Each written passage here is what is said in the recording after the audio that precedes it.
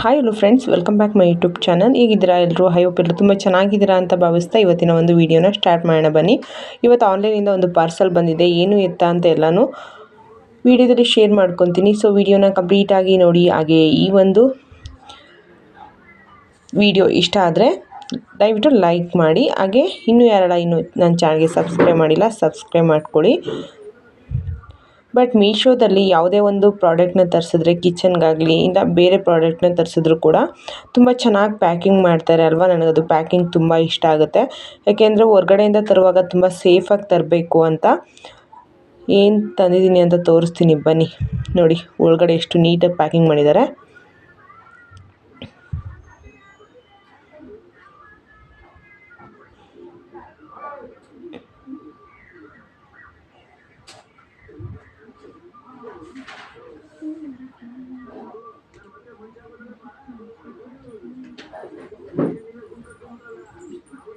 ಇದು ತರಿಸಿರೋದು ಒಬ್ರಿಗೆ gift. But gift pack ಮಾಡಿಸ್ಬೇಕು. ಬಟ್ ಇದು ಯಾವ ರೀತಿ ಬಂದಿದೆ ಅಂತ ಪ್ರಾಡಕ್ಟ್ ಒಂದ್ಸಲ ಚೆಕ್ ಮಾಡಬೇಕಲ್ವ. ಅದಕ್ಕೆ ಮೊದಲೇ ನಾವೇ ಓಪನ್ ಮಾಡಿ ಆಮೇಲೆ ಗಿಫ್ಟ್ ಮಾಡಿ ಅವ್ರಿಗೆ ಪ್ಯಾಕ್ ಕೊಡಬೇಕು. ಸೊ ಏನಂತ ತೋರಿಸ್ತೀನಿ ಬನ್ನಿ. ಇದು cup best friends for ever ಅಂತ ಇದೆ ನೋಡಿ.